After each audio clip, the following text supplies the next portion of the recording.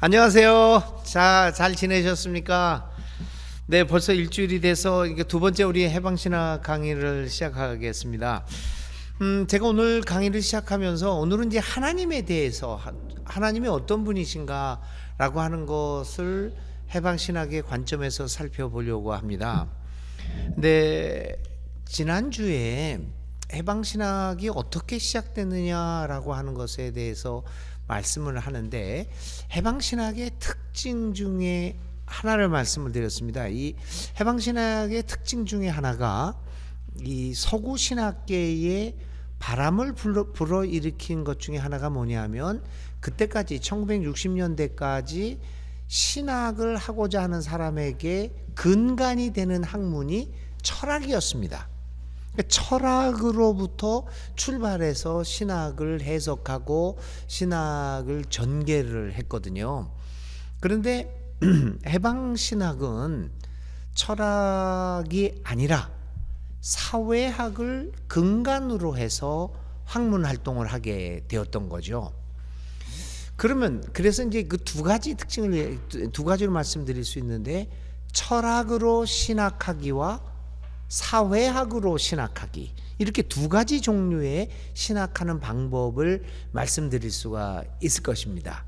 그럼 여러분, 철학으로 신학하는 것과 사회학으로 신학을 하는 것이 어떤 차이가 있는가라고 하는 것을 잠깐 말씀을 드리고 이제 하나님론으로 들어가 보려고 합니다.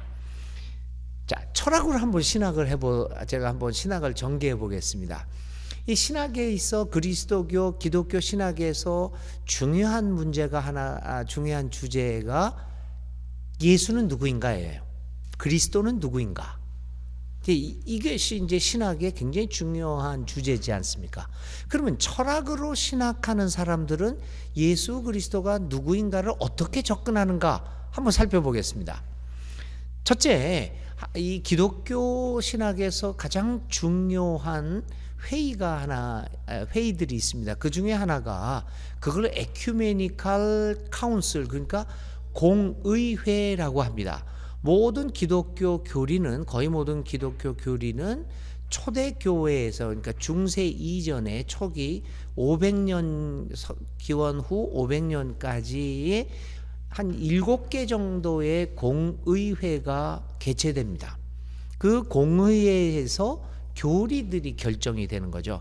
그 중에 첫 번째 공의회라고 하는 325년도에 개최되었던 니케야 공의회에서 결정된 사항을 한번 보겠습니다. 이제 초대교회에서 가장 중요한 주제가 뭐였냐면 예수는 누구인가입니다.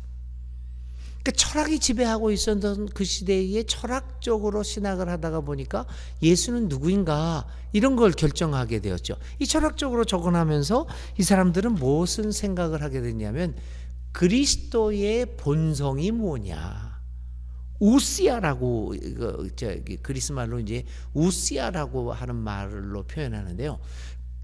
예수의 본질이 뭐냐? 인간이냐 신이냐, 그러니까 인성이냐 본성이냐, 이거 가지고 수백 년을 싸워왔던 거죠. 그러니까 철학적으로 접근하는 신학이 바로 그런 겁니다. 본질이 뭐냐. 그래서 결국은 니케아 공의회에서 그 다음에 이제 381년에 있는 콘스탄티노플 공의회까지 와서 완벽하게 결정되는 그 그리스도가 누구인가라고 하는 질문의 답변은 하나님이고 인간이다. 그 본질 우시아에 대해서 그렇게 결정을 합니다. 자, 그러니까 그 다음 계속 문제가 발생하는 거죠. 좋다.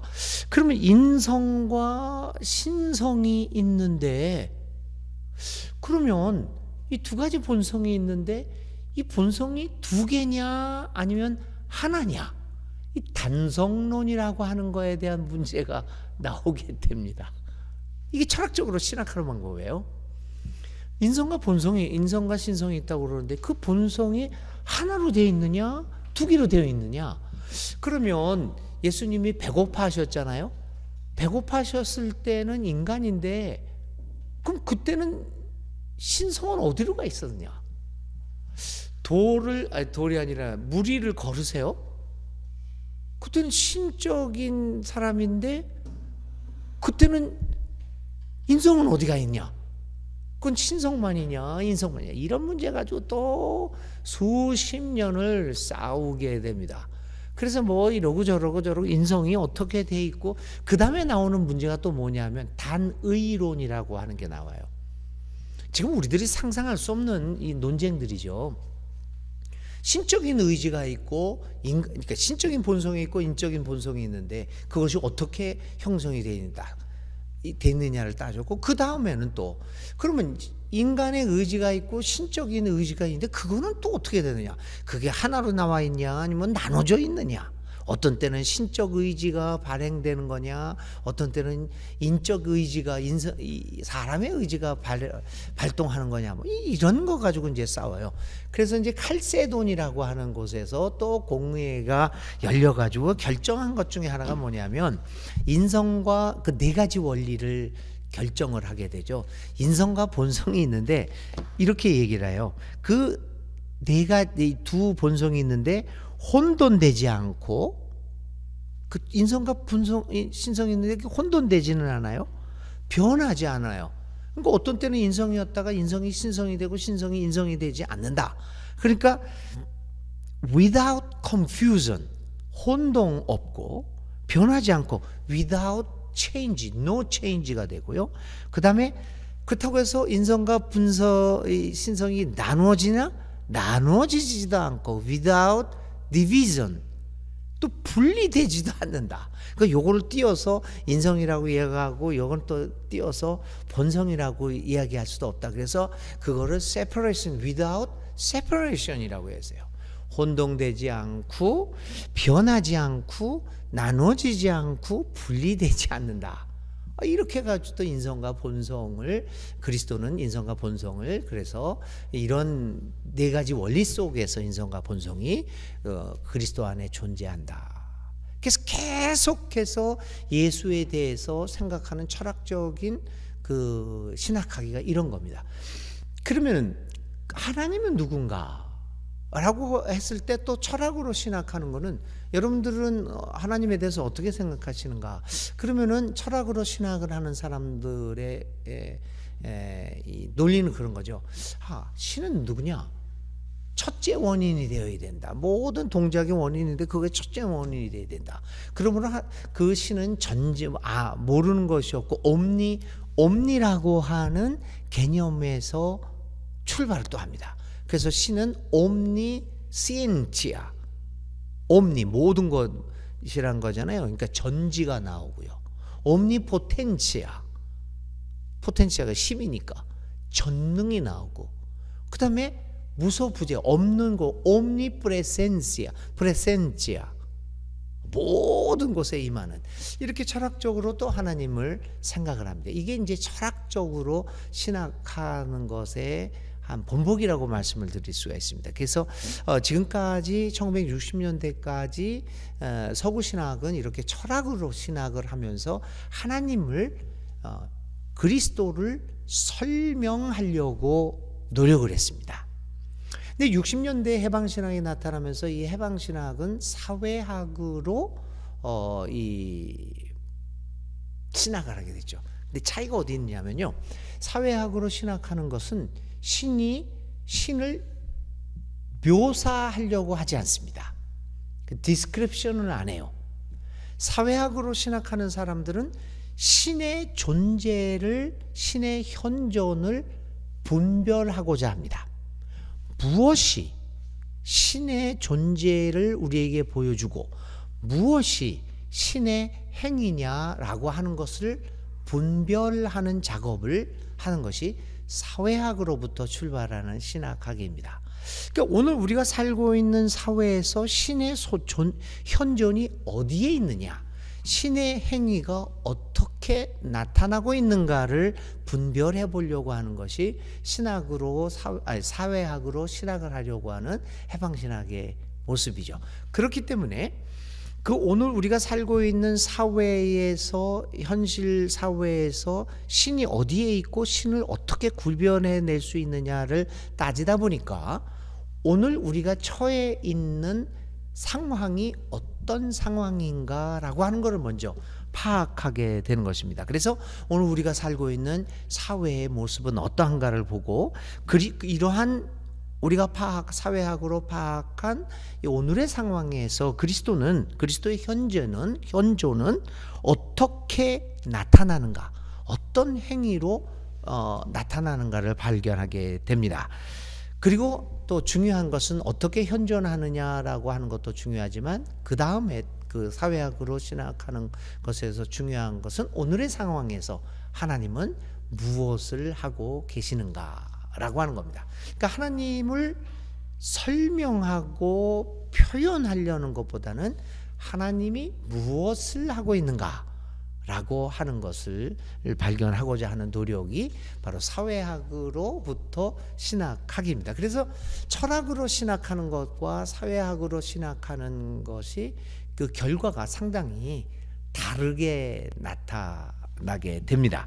그래서 저는 오늘 그걸 가지고 이렇게 사회학으로 신학하는 신학 방법론 속에서 표현되는 이제 우리가 말하고자 하는 하나님의 모습이 무엇인가라고 하는 것들을 살펴보려고 합니다.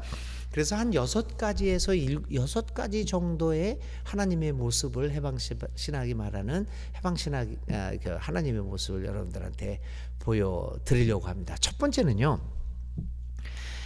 죽음의 위협과 공포를 넘어서게 하는 생명의 하나님을 해방신학은 발견하게 됩니다.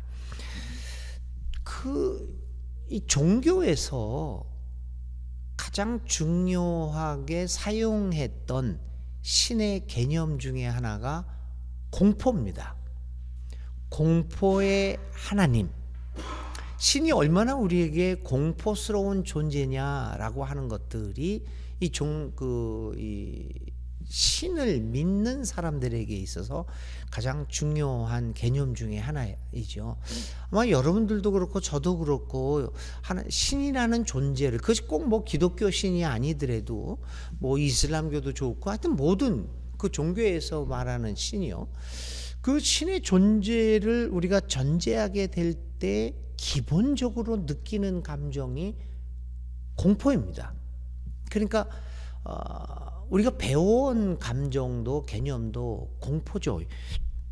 죽음으로 우리를 위협을 하고 징벌로서 우리를 위협하는 공포의 하나님으로부터 우리가 출발해서 우리의 종교를 만들어 가게 되는 게 우리들의 실존적인 모습이 아닌가 이런 생각을 해 봅니다. 그런데 해방신학은 이 사회 현장에서 특별히 가난한 사람들의 삶의 현장에서 발견한 하나님은 이러한 공포스러운 하나님이 아니라 어머니의 사랑과 같은 그 나의 자녀들을 위해서 자기의 목숨을 내걸고 투쟁하고 싸우면서 자신의 자녀들의 생명을 보호하고 지키려는 생명의 하나님들을 이 라틴 아메리카 가난한 사람들의 삶의 현장에서 발견이 됩니다. 특별히 그거는 이제 어머니를 통해서 이제 발견하게 되죠. 우리 한국 상황에서도 예전에 뭐 지금도 어렵지만요, 우리가 굉장히 어려웠을 때 어머니가 가정을 지키고 어머니가 이 자녀들의 생명을 지켜나갔던 모습들을 우리들이 한번 되새겨 볼 필요가 있습니다. 이제 라틴 아메리카에서 남자들은 상당히 뭐라 그럴까요? 무책임한 존재로 많이 부각되어 있는 것이 사실입니다. 뭐 결혼 생활도 그렇고 요한복음 4장에 보면 사마리아 여인이 나타나는데 그 사마리아 여인이 6번째 남편하고 살지 않습니까? 5번의 결혼을 실패하고 현재 살아가고 있는 남자가 6번째 남자입니다. 그래서 예수님이 요한복음 4장에서 이 여인에게 네 남편을 데려와라, 불러와라, 그러니까 이 여자가 하는 말이 아주 묘한 말을 합니다. 저에게는 남편이 없습니다. 아니 5번 남편이 있었고 또 6번째 결혼해서 살았는데 남편이 없습니다. 네 말이 옳다 이렇게 말씀을 하잖아요. 근데 그 당시에 왜 그랬느냐면 여러분들이 아시다시피 당시의 유대 율법에 의하면 남자가 이 이혼 증서를 써주면 여자는 이혼을 하게, 그 남자는 그 여자로부터 이혼을 하게 할 수가 있었습니다. 아주 간단했습니다. 이혼이. 뭐 이혼의 이유는 뭐 말할 것도 없었죠. 우리나라에 그 칠거지약이라는 거 뭐 옛날에도 있었듯이 뭐 예를 들면 뭐 그랬다고 그래요. 아침에 일어났는데 쓱 아내 얼굴을 보니까 오늘 못생겨 보여요. 그럼 못생겼다고 이혼 정서를 쓰여지고 뭐 이혼했다는 그런 얘기도 있더라고요. 뭐 밥을 했는데 뭐 맛이 없다고 해서 이혼하고 별가지 이유를 들어서 이제 이혼을 증서를 써주고, 이 여자가 사마리아 여자는 그렇게 고난을 당했던 6번이나 결혼하고 5번이나 이혼을 당하는 그러한 생애에서 가장 비참한 삶을 살았던 여인입니다. 그런데도 이 사마리아 여인은 자기의 품위와 인격을 지켜왔고 늘 진리가 무엇인가를 고민하면서 살아왔던 여인이었죠. 그래서 예수와의 대화가 그 진리에 대한 대화였지 않습니까? 마찬가지로요, 라틴 아메리카에 있던 여인들은 굉장히 그러한 의미에서 가부장적인 남자 중심의 무책임한 문화 속에서 그 시달림을 받아왔던 사람, 그 존재들이었습니다. 제가 거기 40년 가까이 살아가면서 그런 걸 너무나 많이 보아왔죠. 근데 거기서 이제 그 많은 아이들이 태어나는데 그 아이들을 끝까지 보호하고 생명을 지켜주는 사람은 어머니였습니다.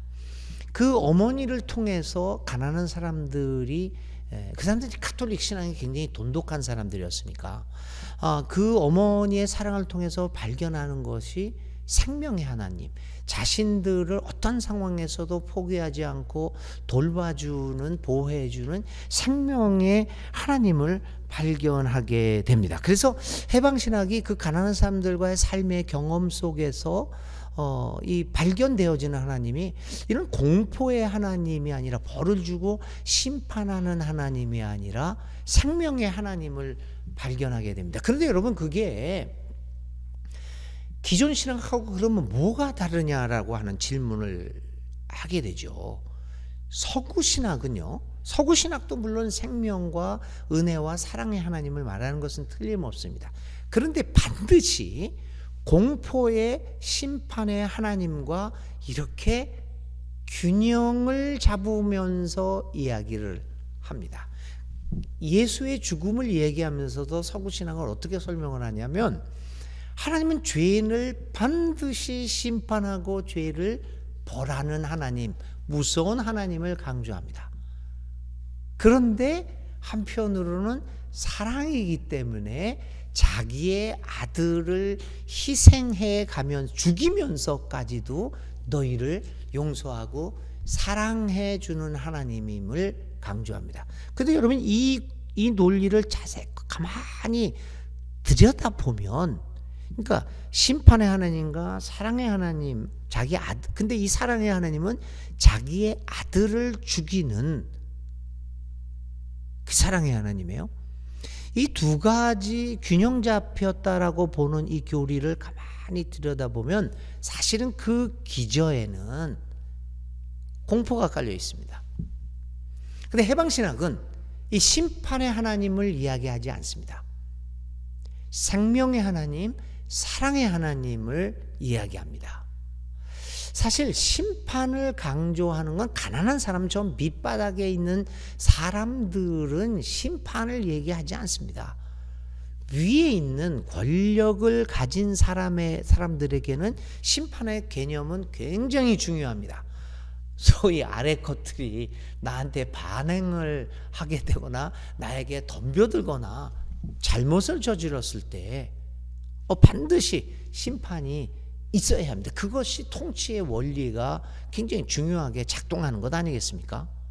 근데 그래서 해방신학이 독특하다고 하는 것은 가난한 사람의 그 어머니에서 발견되는 사랑을 통해서 발견하는 하나님이 심판과 사랑을 균형을 잡는 하나님이 아니라 심판에 대해서는 얘기를 하지 않고 생명의 사랑의 하나님을 이야기하는 데서 특징을 볼 수 있습니다. 그래서 그 하나님을 이제 나중에 그 심판을 넘어서는 생명의 하나님을 이야기하는 해방신학은 또 다른 하나님으로 이제 넘어서게 됩니다. 그것이 뭐냐면 편파성의 하나님입니다. 이제 편파성 이야기하기 전에 또 다른 하나님을 한번 이야기를 해볼게요. 그러니까 이제 생명과 사랑의 하나님을 가난한 사람의 삶의 현장에서 발견한 해방신학은 또 다른 하나님을 발견하는데 그 열정의 하나님을 발견하게 됩니다. 근데 그것도 이제 서구신학과하고 상당히 그 다른 의미의 그 열정이라고 볼 수 있습니다. 이 열정은 아파하는 하나님입니다. 자신의 자녀들이 그 어려움에 처해 있는 것을 보고 아파하면서 이 열정을 가지고 어떻게 보면 이제 감각적인 하나님이라고 볼 수 있어요. 그 열정을 가지고 그 자녀들의 삶에 뛰어드는 하나님을 얘기합니다. 많은 경우 서구 신학은 하나님과 같은 신의 존재 양식을 무감각의 영역에 한정시켜 왔던 것이 사실입니다. 신이라고 하는 개념은 이것저것에 휘둘리지 않는 무감각. 그러니까 우리가 화를 내고 우리가 기뻐하고 울고 불고 뭐 기뻐 날뛰고 하는 이런 감정의 영역을 벗어난 무감각의 세계에 있는 신을 전제 많이 하고 있습니다. 왜냐하면 신적인 존재는 한계를 초월하고 있어야 하고 그의 신의 존재 양식은 불변성과 연관되어져 있기 때문입니다. 오늘 우리들에게도 그렇죠. 대부분의 한국의 교인들이 갖고 있는 하나님에 대한 그 개념은 불변성입니다. 하나님은 변하시지 않는다. 하나님은 무감각하다라고 하는 의식을 무의식의 세계에서 갖고 있습니다. 그래서 그 신은 무감각하고 변함이 없는 하나님은 늘 변함 없는 공정한 하나님이라고 하는 생각을 갖게 되는 거죠. 따라서 인간의 감정을 신에게 적용시켜서는 안 됩니다. 신은 무감각한 존재로 이제 우리에게 다가오고 있죠. 사실 이 무감각한 신의 존재 양식은 로마 시대를 거쳐면서 강화되어 왔고 어거스틴을 거쳐서 안셀름에 와서 완전히 확고하게 정착된 것으로 보입니다. 저는 요새 이제 그 기독교 신학 요새 몇 년 전부터 기독교가 지금까지 유지해 오고 있었던 전통적인 교리에 대해서 하나하나 의문을 제기하면서 나름대로 이제 공부를 하고 있습니다. 그래서 이제 이런 교리사들을 보면 이 신의 존재 양식을 그러한 무감각한 신으로 점차 우리에게 소개해 왔고, 뭐라 그럴까요? 그래서 움직임이 없는 눈동자 하나 깜짝이지 않는 그러한 아주 고고한 존재로 우리 신을 많이 생각하고 있다, 이렇게 볼 수 있습니다. 그런데 이에 반해서 해방신학이 경험한 하나님은 무감각한 신이 아니라 오히려 열정적인 신이다, 이런 것을 발견하게 되었습니다. 왜냐하면 해방신학이 발견한 그 가난한 사람들의 삶의 현장에서 투쟁하고 같이 삶을 나누면서 이 발견한 하나님은, 그 하나님은 자신의 자리를 박차고 인간의 자리로 내려와서 열정적으로 민중들과 함께 거주하면서 함께 고통받고 백성들과 동행하는 신이라고 하는 사실을 발견하게 됩니다. 다시 말하면 우리 하나님은 감정적인 하나님이다. 열정을 간직하고 또 그것을 구체적으로 표현하면서 존재하는 신이었다. 아니, 오죽 열정적이었으면 자기의 자리를 박차고 내려와서 인간의 옷을 입을까? 굉장히 열정적인. 근데 이 열정적인 하나님은 제가 보기에는 이 서구 사람들은 잘 발견하지 못하게 될 것 같아요. 제가 라틴 아메리카에서 수십 년을 살아왔는데요. 이 라틴 아메리카 사람들은 정말 열정적인 사람들입니다. 뭐 조금만 음악만 나와도 몸을 가만히 앉아 있는 사람 없고, 축구 경기를 보더라도 뭐 난리가 납니다. 제가 지난번에 한국 축구팀하고 이 월드컵 예선전 이란하고 하는 경기를 구경하러 갔어요. 근데 그게 열정적으로 우리 한국 축구 응원단들이 뭐 붉은 악마라고 하는 그 응원단들이 열정적으로 응원한다고 그러는데 이 라틴 아메리카 사람들하고는 달라요. 이 라틴 아메리카 사람들은요, 축구 경기를 하게 되면 여름 같은 데 할 경우는요, 소방차가 그 아래에 다 준비되어 있습니다. 여름에는. 그런 이 소방차 물을 사람들한테 끼얹어요. 너무나 뜨거워가지고. 근데 그날 제가 4월달인가 그 이란전을 가서 봤는데 그 운동장이 6만 명이 가득 찼는데도 그렇게 열정적이지 않은 모습을 봤어요. 이 라틴 아메리카 사람들은 워낙 열정적이다 보니까 막 뛰어내리고 난리가 납니다. 그러니까 하나님의 인카네이션을, 성육신 사건을 열정적인 것으로 보았는지도 모르죠. 열정적인 하나님의 모습을, 저 위에 있는 그 신의 자리를 박차고 밑으로 내려오는 그 성육신 사건을 보면서 라틴 아메리카 해방신학자들은 열정적인 하나님의 그 모습을 발견하게 됩니다. 그래서 이 열정적인 하나님의 모습을 배운, 또 그리고 그렇게 믿고 있는 해방신학자들은 자기의 주교의 자리에 있으면서, 그 교수의 자리에 있으면서 그 자리를 견디지 못하고 뛰어내려서 민중의 자리로, 가난한 사람의 자리로 내려왔죠. 그래서 20세기에서요, 해방신학만큼 많은 순교자들을 배출해낸 신학은 없습니다. 20세기에서 사실 라틴 아메리카 같은 경우에는 종교 탄압이 없던 지역 아닙니까? 가톨릭 국가였기 때문에 이슬람교는 기독교 신자들이 박해를 받았다고 하지만 20세기에도 그런 라틴 아메리카에서는 사실은 순교할 만한 그러한 그 컨텍스트가 아니었습니다. 그런데도 수백 명의 이 해방신학을 했던 사람들이 신앙을 위해서 목숨을 버렸습니다. 20세기에서 가장 많은 순교자를 배출해낸 신학이 이제 해방신학이죠. 왜 그랬을까요? 그 열정을 가지고 삶의 현장으로 들어가서 그 예수님이 죽기까지 우리를 그 정의를 위해서 열정적으로 살았던 것처럼 이 사람들도 열정적으로 살았죠. 순교도 하고, 그것은 그들에게는 무감각한 하나님이 아니라 이 열정적인 하나님. 그래서 해방신학의 공헌은 서구신학이 하나님을 자꾸만 무감각하고 불변의 철학적인 존재로 만들어가고 있던 이 서구신학에 반해서 그 철학적인 모습의 하나님에서 벗어나서 사회학적으로 열정적으로 활동하는, 오히려 그래서 자기가 죽어가는 그 열정적인 하나님을 보여줬다는 데에 큰 의의가 있다라고 봅니다.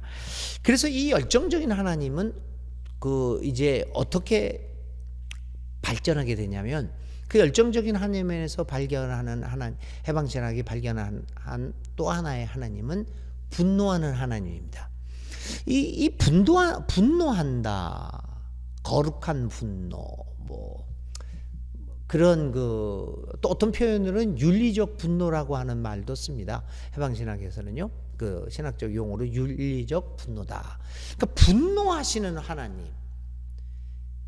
서구신학하고 다른 것이 뭐냐면, 서구신학은 이 하나님의 화를 죄에 대한 화로 이야기하죠. 그것도 특별히 개인적인 죄에 대해서 화를 내시는 그 하나님을 얘기하는데, 이 사회학적으로 신학을 접근했던 해방신학에서는 하나님이 분노하는 것은 나의 개인적인 내가 좀 거짓말을 했다 이러한 개인적 도덕성에 대한 분노가 아니라 그걸 넘어서서 사회적 상황에 대한 분노입니다. 그래서 그거를 윤리적 분노라고도 말하는 것이죠. 가난한 사람들과 열정적으로 동행하는 하나님의 열정은 삶의 현장에서 이 또 다른 감정으로 표현은 되는데, 그것이 하나님이 화를 낸다. 근데 하나님이 화를 낸다라고 하는 말로 표현하는데요. 스페인어로 제가 이제 해방신학이 스페인어로 많이 쓰니까요. 이렇게 표현합니다. Dios indignado. 이게 무슨 소리냐면, in이라는 거는 반대잖아요. digno라고 하는 말은 존엄성이라는 얘기, 다 아시잖아요. dignity. 그 dignity가 거부되었다. 그러니까 모욕당하신 하나님이라는 뜻입니다. 모욕을 당했다. 무엇 때문에 모욕을 당했는가? 가난한 사람들이 불의에 의해서 시달리고 죽어가고 고통당하는 그 현실을 보면서 하나님 자체가 모욕감을 느낍니다. 그래서 그거를 이제 분노하시는, 하나님의 분노는 개인적인 그러한 그 잘못에 대한 분노가 아니야. 서구신학은 자꾸만 그런 것들로 몰아갔죠.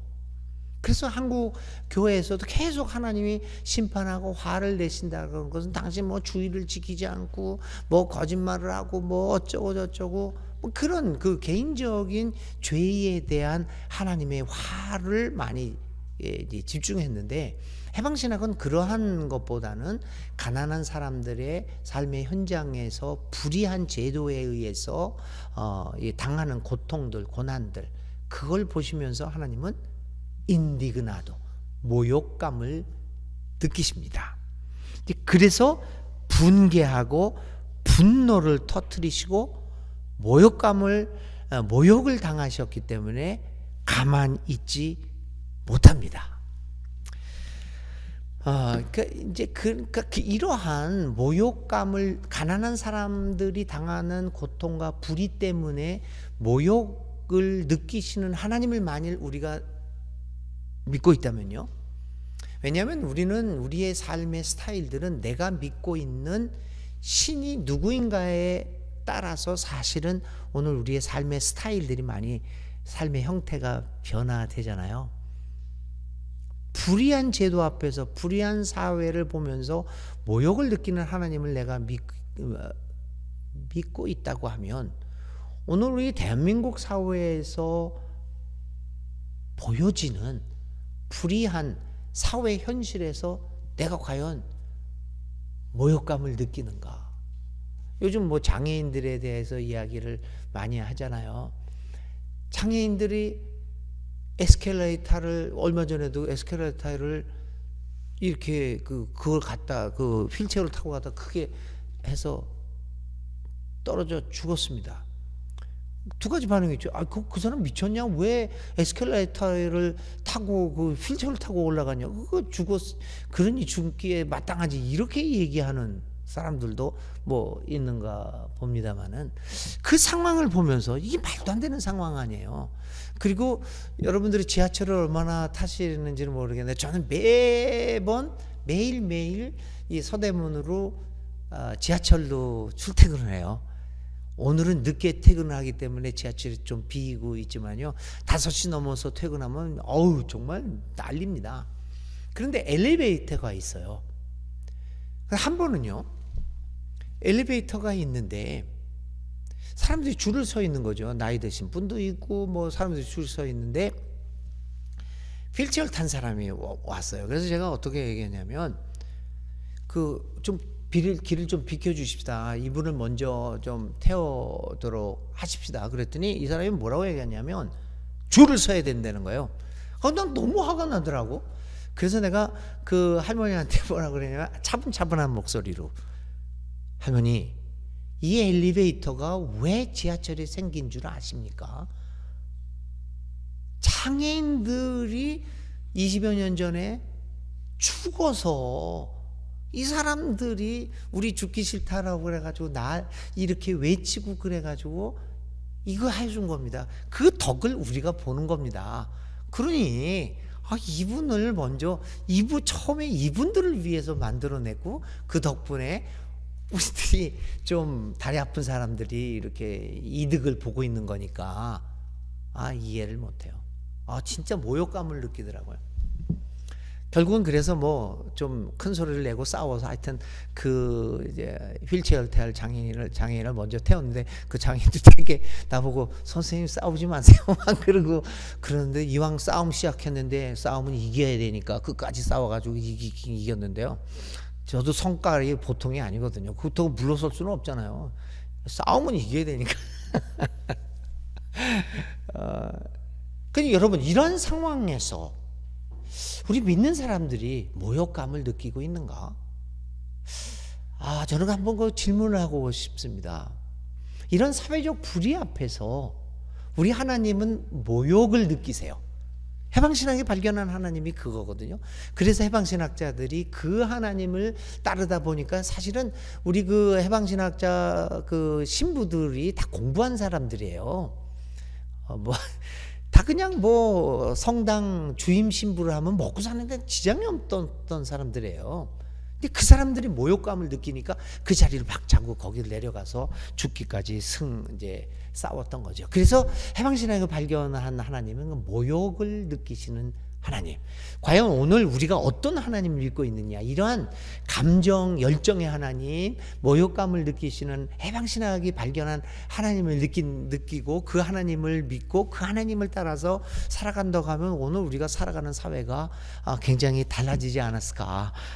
우리는 우리가 믿는 서구신학에서 의해서 우리가 배웠던 하나님은 그 화를 내시는 하나님이지만 굉장히 개인적인 죄에 치중하는 하나님만 배웠어요. 그래서 어쩌면 우리 기독교인들이 도덕적인 인간이 됐는지는 모르겠어요. 개인적으로 그런가요? 근데 그렇지도 않은 것 같아요. 또 개인적으로도. 하여간 이 해방신학이 발견한 이 모욕을 느끼시는, 분노하시는 하나님의 모습을 한번 우리 생각하는 것도 굉장히 중요하다고 생각합니다. 또 이렇게 해서 이제 그 분노하시는, 모욕감을 느끼시는 하나님에서 파생되시는 하나님은 두 가지 하나님이십니다. 모욕감을 느끼니까 첫 번째 반응, 그 하나님은 어떤 반응을 하냐면 들어요. 왜냐하면 이 가난한 사람들에게 삶의 현장에서 워낙 어려워지고 하다 보니까 소리를 못 내잖아요. 그래서 우리 사회학에서도 요즘 그런 얘기들을 예전부터 많이 했잖아요. 이 가난한 사람들, 밑바닥에 있는 사람들이 말을 못하는 사람이 아니라 음을 소고당한 사람. 여러분들 다 지금 음소고 당했어요. 말해도 저한테 들리잖아요. 음소거를 당하셔가지고 다 보니까 거기에 음소거 당하셨네. 불쌍해. 그러니까 음소거를 당한 사람들이에요. 저는 라틴어에서 불어나 불란서나 영어도 인판틸이라고 그러잖아요. 어린이들 인판, 앙팡, 불어로 앙팡 그러는데 그 뜻이 그거 아니에요. 인이라는 건 반대라는 뜻이고, 아닌 노라는 뜻이고, 팡트, 앙팡 할 때 이 인판트, 판트라는 게 말하다라는 뜻 아니에요. 그러니까 인팡, 앙팡 하면 말을 못하는, 자기 소리를 못 내는, 그거를 우리는 어린아이들을 자기 소리를 못 내니까 못 내든지 아니면 못 내게 만들었으니까. 어린 게 뭘 한다고 떠들어가고 입 닥치고 있어. 옛날에 다 그랬거든요. 어린이들이 뭐라고 그러면은 깡팡 말을 못하고 음소거 당한 사람. 그러니까 음소거를 당한 밑바닥의 사람들에게 하나님은 어떻게 해야 돼요? 소리를 못 내니까.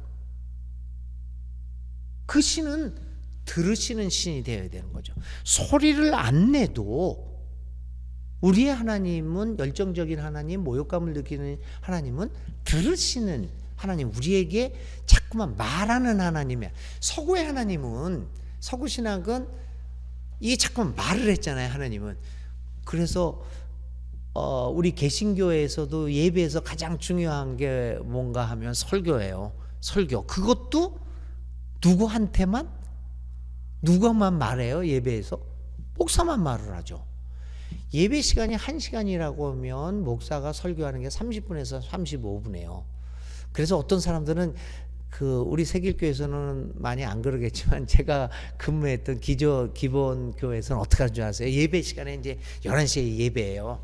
교인들이 막 와요. 그런데 아직 설교가 시작 안 했어요. 그럼 뭐라 그러냐면 어휴 예배 안 늦었네. 그렇게 얘기를 해요. 듣기만 하는 거죠. 교인들은 듣고 하나님은 말해요. 그러니까 말하시는 하나님만 우리가 배웠어요. 서구에서는 늘 하나님이 우리에게 말을 합니다. 근데 해방신학은 어떤 하나님을 얘기하냐면 파를란트, 말하는 하나님이 아니라 들으시는 하나님. 이게 여러분 아무것도 아닌 차이라고, 아무것도 아닌 것 같지만 굉장한 차이를 가져오는 겁니다. 서구신학과 해방신학이 굉장히 획기적인 것을 발견한 게 그래서 들으시는 하나님. 사실 여러분들이 우리가 기도를 한다고 그러는데 이게 사실 우리가 기도할 것을 뭘 기도할지도 모르고 어떤 소리를 낼지도 모르는 경우가 많습니다. 근데 우리가 그래도 하나님을 믿고 살아갈 수 있는 용기를 얻는 것은 나의 호소를, 말 못하는 나의 호소들을 하나님은 들으시는 하나님이다. 이게 서구신학에서 얘기했던 들으시는 하나님하고 이 해방신학이 얘기하는 들으시는 하나님은 좀 다르죠. 그래서 말씀하시는 하나님보다는 들으시는 하나님. 그렇기 때문에 사회에서 가장 아래층에 살고 있는 사람들이 그러한 뭐라 그럴까요? 그 하나님을 신뢰하고 거기서 들으시는 하나님이 있게 용기를 받을 수 있다. 그 다음에 들으시는 하나님, 듣는 것으로 끝나는 것이 아니라 아파하시는, 그러니까 분노하시는 하나님. 자, 한번 차례로 보시면 열정의 하나님은 모욕감을 느끼시고, 모욕감을 느끼시냐 보니까 음소거를 당한 사람의 소리를 들으시고요. 들으시다 보니까 어떻게 하시냐 하면 아파하시는, 말만 하는 하나님은 백성들과 아파하지는 않습니다. 어저께 국회에서 차별금지법 제정 촉구를 위한 비상시국 기자회견이 있었어요. 그래서 이제 각 사회계를 대표하는 8사람들이 나와서 이제 발언을 하는 시간이 있었습니다. 기자회견에. 그래서 저는 왜 저를 불렀는지는 잘 모르겠는데 하여튼 어떻게 해가지고 저를 개신교 대표로 이제 부르고 뭐 또 여러 사람이 나왔는데 그 중에 2사람의 이야기가 굉장히 사람들의 심금을 울렸습니다. 8명이 나왔는데요. 민노총 현재 위원장도 나왔고, 그 다음에 전 인권위원장 했던 인권위원회 최영애 전 인권위원장도 오셨고요. 뭐 이렇게 오셨는데요. 그 다음에 광노현 전 교육감도 오셨고, 뭐 그래서 이런 각계를 대표하는 사람들이 이야기를 했는데 2사람의 마음이 굉장히 아팠어요. 한 사람은 뭐냐면 일명 소주라고 하는 별명을 가지고 있어요. 라고 하는 당사자예요. 성소수자 당사자. 그리고 이 사람도 이제 마찬가지인데 그 유명한 하리수. 근데 이 두 사람의 얘기가 뭐냐 하면, 이 하리수도 얘기하는데 그 화면에서는 굉장히 그 활발하게 나오고 뭐 장난도 하고 그러는데, 자기의 일상생활에서 말 못하고 지냈던 음이 소고되었던 자기의 사정을 그날 얘기를 하더라고요. 마찬가지로 이 소주라고 하는 그 성소수자 이제 개인데, 이 친구도 자기가 말 못하고 살아갔던, 음소거당해서 살아갔던 삶의 이야기를 우리가 들었어요. 거기 모였던 한 100여 명이 모였었는데 다 아파했습니다. 그 소리가 들리니까 아픔이 이렇게 전해 오더라고요. 뭐 저희들은 저희들이 하는 얘기는 이론적으로는 뭐 굉장히 어떻게 보면 하리수가 얘기한 것보다도 더 이론적으로는 조리 있게 말을 했는지는 모르겠는데, 과연 사람들의 마음을 울렸을까, 이런 건 조금 의문이 생기죠. 들으면 아파합니다. 그게 진짜 하나님이십니다. 말만 하고 우리의 아픔을 아파하지 않는 하나님이라고 한다면 그것은 우리의 삶과 무슨 상관이 있는 하나님인가. 그래서 저는 하방신학을 통해서 만난 하나님이 더욱더 저는 옛날에 보수적인 교회 그 교리를 통해서 만났던 하나님하고는 차이가 엄청 날 정도로 저에게는 가까운 하나님이 되어버렸습니다. 아파하는 하나님. 자, 계속해서 한번 또 이야기를 해봅니다. 그런 하나님이, 그런 이제 아파하는 하나님은 아까도 말씀드렸지만 참여의 하나님으로 이제 발전하게 되는 거죠. 참여하는데 어떻게 참여하느냐 하는 겁니다. 편파적으로 참여하는 하나님. 해방신학에서 굉장히 중요한 하나님 개념 중에서 뭐냐 하면 partial God. 그러니까 partial, 이게 한쪽으로 치우친. 이거 얘기할 때마다 정말 그 기존 교인들한테 굉장히 미안한 마음을 많이 갖게 되는데, 하나님의 공평을 무감각한 철학적 공평으로 그러니까 추상적, 철학적보다는 추상적이라는 개념이 낫겠군요. 이 추상적 그리고 무감각한 공평으로 이해해서는 곤란하다라고 하는 이야기입니다. 우리는 이것도 아니고 저것도 끼어들지 않는 것이, 두 사람이 싸우는데 우리는 끼어들지 않는 것이 공평한 것이다. 끼어들어서 내가 한쪽 편을 들면 불공평한 것이다 라는 생각을 많이 하게 되죠. 그러니까 끼어들지 않고 그대로 가만히 두 사람이 어떤 일들을 해결하도록 하는 것이 공평하다, 공정하다. 그러니까 오늘 우리 사회가 이 공정사회가 되어야 된다라는 이야기를 하는데, 이 공정이라는 것이 어떤 공정이냐라고 하는 것들이 가장 큰 문제가 되겠죠. 그래서 하나님의 공평은 기울어진 공평이다. 편파적 공평이다. 어렵고 힘들고 약하고 불의에 의해서 탄압을 받고 불의에 의해서 억압을 받는 사람 편에 서 있는 불공평한 공평이다. 마태복음 25장에 보면 25장에는 세 가지 비유가 나옵니다. 열처녀 비유, 달란트 비유, 그리고 양과 염소의 비유입니다. 양과 염소의 비유에 보면 뭐라고 얘기하시냐면, 너는 참 착하다. 언제나 나를 잘 대접해줬다. 나를 잘 이렇게 믿고 잘 따라와 줬다. 그러니까 너는 참 착하고, 그러니 나와 함께 같이 살게 되겠다라고 이야기를 해요. 이쪽은 또 반대로 아니고요. 근데 이 착한 사람의 그 평가에 든 사람들의 특징은 뭐냐면 세 가지였어요. 배고픈 사람에게 양식을 줬고, 그리고 헐벗은 사람에게 옷을 줬고, 감옥에 있는 사람들을 찾아간 거죠. 근데 이 사실은 이제 감옥에 있는 사람 찾아가는 것도 여러분 다 아시겠지만 당시 팔레스타인에서 90% 이상이 감옥에 있는 사람은 파렴치한 죄를 저지른 것이 아니라 다 이렇게 소장농, 농노로 살아가잖아요. 그러니까 빚을 진 사람들이에요.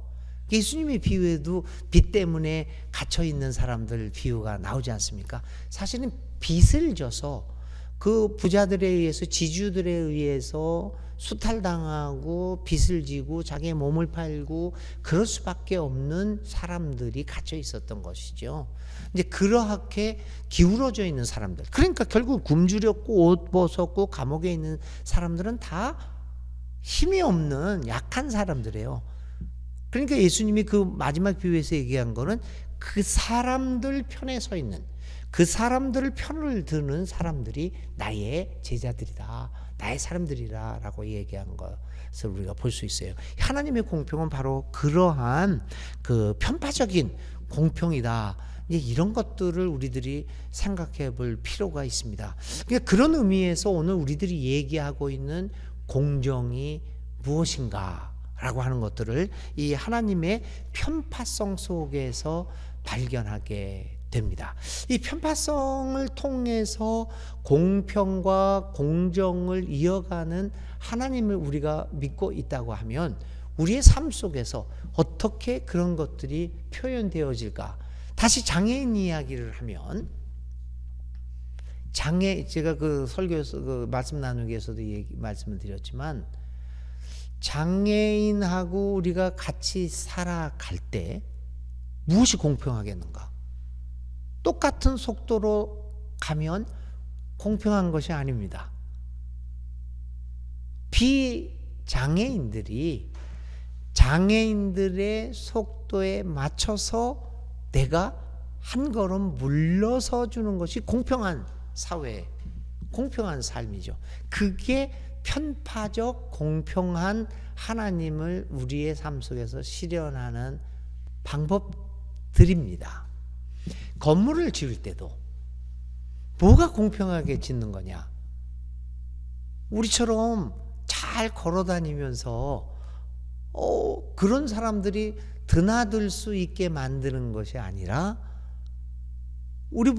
이 장애인들이 우리보다 못한, 활동이 제대로 안 되는, 그래서 우리보다 뒤떨어지는 속도를 가지고 있는, 또 뒤떨어지는 행동 범위를 갖고 있는 사람들을 먼저 배려해서 그 사람들을 중심으로 해서 만들어내는 모든 건물도 그렇고 모든 일들도 만들어내는 것이, 그게 진정한 공평이 아닌가. 그래서 적어도 이러한 편파적인 하나님, 공평의 하나님을 믿고 있는 그리스도인들만이라도 모든 삶의 영역에서 이렇게 편파적 공평을 어떻게 실천할 수 있는가라고 하는 것들을 한번 생각해 보면서 우리 삶을 정리해 보면 이렇게 얼마나 좋을까, 이런 생각을 합니다. 근데 우리 교회들이 그러한 편파적인 하나님을 좀 이렇게 좀 만들어 나가야겠다라고 하는 것들이 되겠습니다.